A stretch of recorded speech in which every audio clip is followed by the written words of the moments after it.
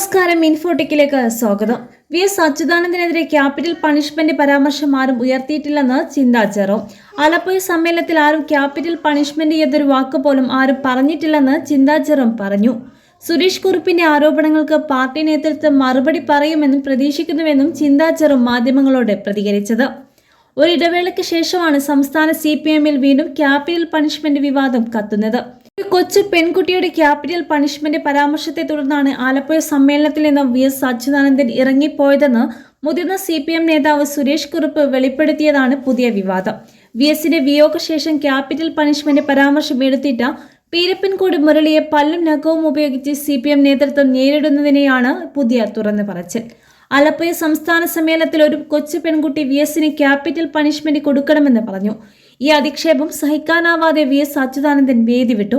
ഏകനായി ദുഃഖിതനായി. പക്ഷേ തലകുനിക്കാതെ ഒന്നും മിണ്ടാതെ ആരെയും നോക്കാതെ വി.എസ്. വീട്ടിലേക്ക് പോവുകയായിരുന്നുവെന്നാണ് ലേഖനത്തിൽ പറയുന്നത്. ഇങ്ങനെയൊക്കെയായിരുന്നു എൻ്റെ വി.എസ്. എന്ന തലക്കെട്ടിൽ മാതൃഭൂമി വരാന്തപ്പതിപ്പിലെഴുതിയ അനുസ്മരണ ലേഖനത്തിലാണ് അറിയപ്പെടുന്ന വി.എസ്. പക്ഷക്കാരനായ സുരേഷ് കുറുപ്പിന്റെ വിവാദ പരാമർശം.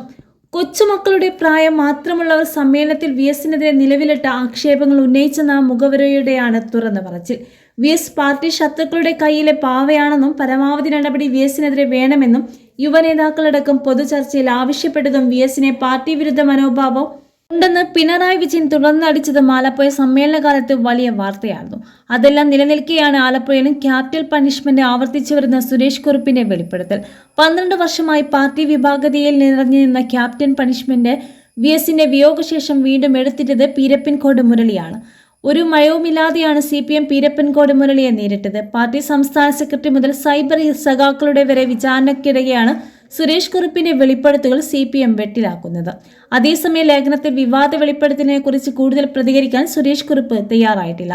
2015 ആലപ്പുഴയിലെ സമ്മേളനത്തിലാണ് സംഭവം. പറയാനുള്ളതെല്ലാം ലേഖനത്തിൽ പറഞ്ഞിട്ടുണ്ട് എന്നാണ് സുരേഷ് കുറുപ്പ് വ്യക്തമാക്കിയിരിക്കുന്നത്.